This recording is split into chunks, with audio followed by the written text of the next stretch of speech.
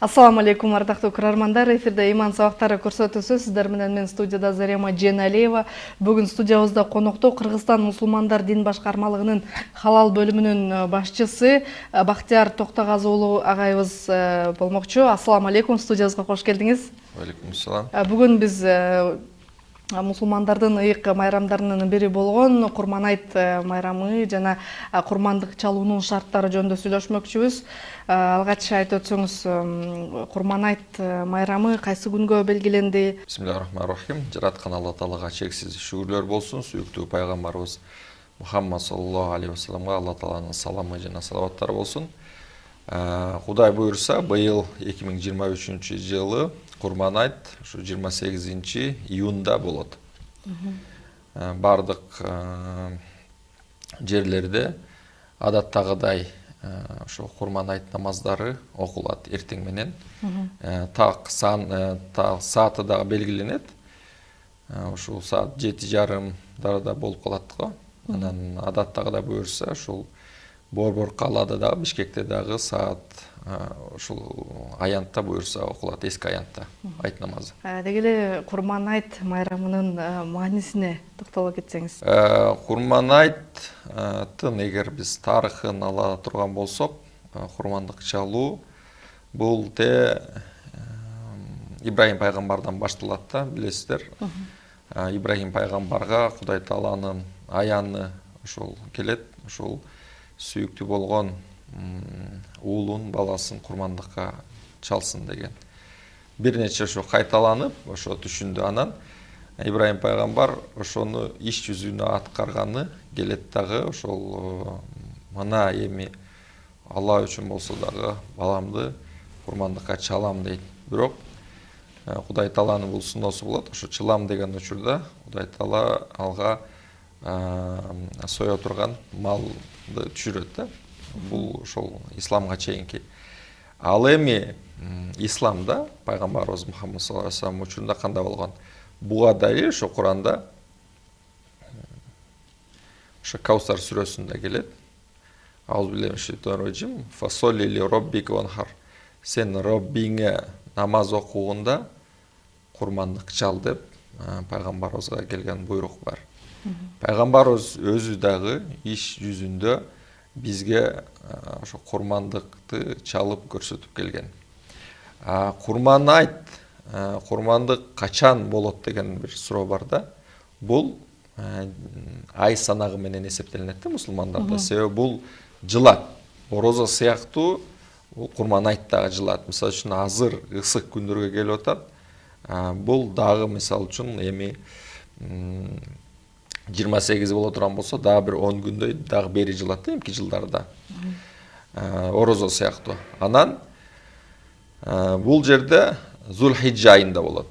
Ажылык учурунда Зулхиджа айы кирип келген. Ушул 10-чу күнү, Зулхиджанын 10-чу күнү Курман айт болуп эсептелинет. Биз мындай көз чаптырып көрө турган болсок, майрамдар чоң бир ибадаттан кийин болот экен да. Мисалы үчүн, Орозо айты качан биз орозону кармап бүткөндөн кийин Кудай Тааланын сыйы. Бул дагы ажылык амалы, мисалы чоң амалдар бүтүп атат.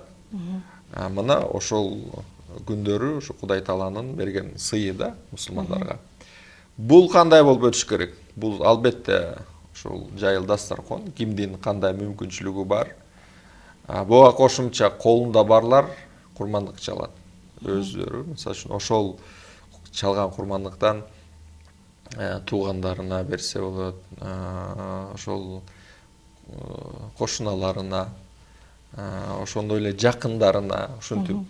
Же болсо балким бир маанай тартуулап, жакшы маанай тартуулап, муктаж болгон үй бүлөлөргө таратса дагы болот да. Анан бул жерде албетте биз мусулман катары туугандарыбыздан баштайбыз да биринчи. Ушу айтта барабыз, бир кандай бир шаан шөкөт сөз түрүндө болуш керек. Жакшы маанай, баягы биз көрсөтүшүбүз керек. Мусулмандар катары бул чоң улуу майрам экен деп Misal үчүн мусулман өлкөлөрүндө булар эзелтеден бери мисал үчүн эми ошол сактанып карманып келишет да. Мисал үчүн арабтарда кээде бир жумалап майрам созулуп кетиши мүмкүн да. Ошол эле түрктөрдө. Бирок тилекке каршы азыр бизде эми жанданып келатат. Мисал үчүн постсоветтик республикаларда кайрадан жанданып келатат. Бирок баягы атеисттик доордо бул мындай бир аз чектелип калгандай да, белгилүү бир учурда. Анан Куран окутуу менен гана чектелбестен, бул мана ошо кадимкидей баягы көңүлү ачык, шайыр дегендей бири-бирин куттуктап. Курмандыкты баягы колунда барлар курмандык чалат деп айттыңыз. Курмандык чалбай эле ордуна акчалай түрдө берсе болобу? Курмандык чалуу өзүнчө бир ибадат экен да. Динибизде качан милдеттендирет? Качан мисалы үчүн колунда бар деп коебуз. Мисалы үчүн зекет бергендин бир чектөөсү бар да. Шарият белгилеген. Биз адамды бай эмесин кандай кылып билебиз деген да. Ошондо мисалы үчүн 85 грамм алтыны, же болбосо 40тан ашкан кою, 30тан ашкан уyu болсо мисалы үчүн, же болбосо ошо 85 граммга жете турган товары болсо, мисалы үчүн содагердин, ушундай адамдарга парыз, милдеттүү. Буларга жетпеген деле акчасы болушу мүмкүн, кээ бирөөнүкү 85 грамм эмес, андан азыраак. Бирок ал эл арасында колунда бар бай деп эсептелген адамдарга дагы курмандык чалуу бул важип болот, не важип болот. Курмандыкты ошол 3 түрдүү малдан союлат да. Бул койдон, эчкиден, жок, уй, андан кийин төкөн, 4 түрдүү да ошол. Ал эми башкалардан союлбайт.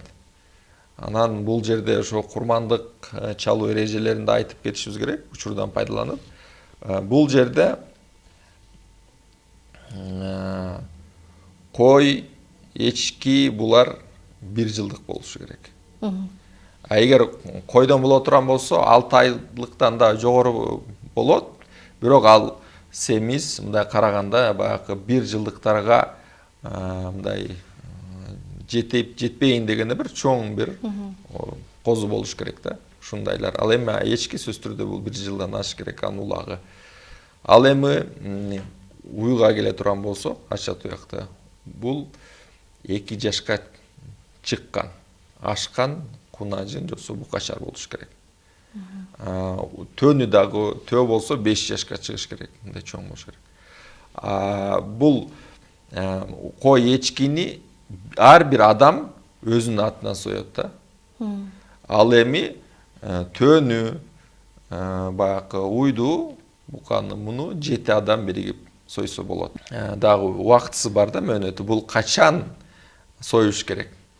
Кээ бир адамдар айт башталып элек жатып эле, айт намазы окула элек жатып эле соя баштайт. Жок, андай эмес. Туура эмес болуп калат да. Бул курман айт намазы окулгандан кийин анан барып союш керек. Муздалыш керек ошол мал. Ага чейин союп койгон болсо, бул жөнөкөй эле катардагы союлган мал болуп калат да. Өз ибадат катары кабыл алынбай калат. Кабыл алынбайт. Намазга чейин союлган болсо. Эң жакшы маалымат экен. Бул маанилүү да, себеби деген биз жок, союшубуз керек, анан баягы коноктор келет, биз эртеле сое берели дейт. Жок, андай эмес, ошо убактысы бар, аны дагы карап эске алып союшубуз керек.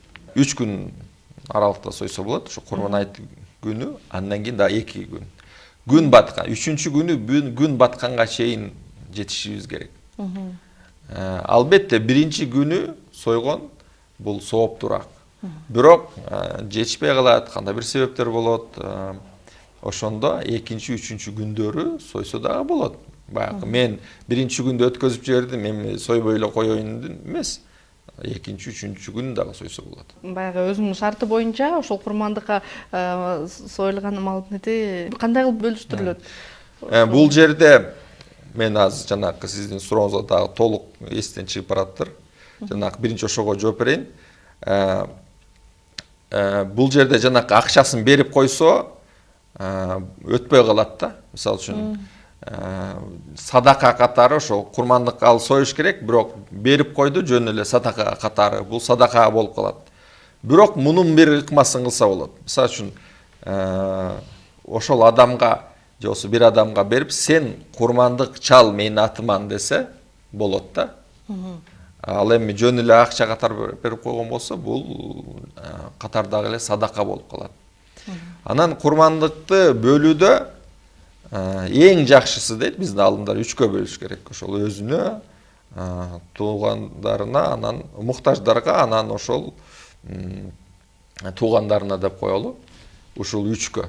Бирок муну 3кө бөлбөстөн бардыгын конокторго, же болбосо бардыгын туугандарга, же болбосо бардыгын өзүнө алып калам десе дагы болот. Эң негизгиси бул жерде бизде эт маселеси эмес, курмандык чалуу маселеси бизде туруш керек. Мен курмандыкты ошо Алла Таала үчүн ошо милдет кылган экен, мен ошону аткарып атам деген туруш керек. Ал эми мен баягы үйдө этти көнүп калды эле, курмандык чалайын деген ниет деген бул болбой калат. Эскертип коюш керек, жанакы чогулуп соёт да бизде дагы, мисалы үчүн 7 адам. Ушу 7 адамдын бардыгынын ниети курмандык болуш керек. Бул эгерде бирөөсүнүн ошонун арасында бирөөсүнүн эле ниети баягы холодильникте этти көнүптүр, мен этти алайын дей турган болсо, ал курмандыкка жатпай калат. Ошол адам үчүн ганабы же бардыгы? Жок, бардыгыныкын бул бузат да. Ошондуктан бардыгы курмандыктын ниети болуш керек. Бардыгы эскертиш керек өз бири-бирине. Маалыматты ошо курмандык чалууда да айтып коеюн. Мисалы үчүн мал бул мындай дени сак болуш керек. Дени сак дегенде кулагы кесилбеген, оорубаган, бүт сан баягы мүчөлөрү бүт аман эсен болуш керек да. Анан курмандык чалат десе эле эптеп эле бир малды алып келип эмес. Бирокта эң ошол семизин, эң мыктысын, керек болсо ошол базардагы ошол татыктуу болгон мындай кымбат дей турган болсо ал дагы эчтеке эмес. Себеби деген бул ибадат. Ошону биз чын дилибизден, чын көңүлүбүздөн ошо Кудай Тааланын милдетин аткарып атам деп эметсек, буюрса мунун аркасы жакшы сооптор болот да. Кээ бир адамдар айтат, кулагына белги коюп кесип коюшат го.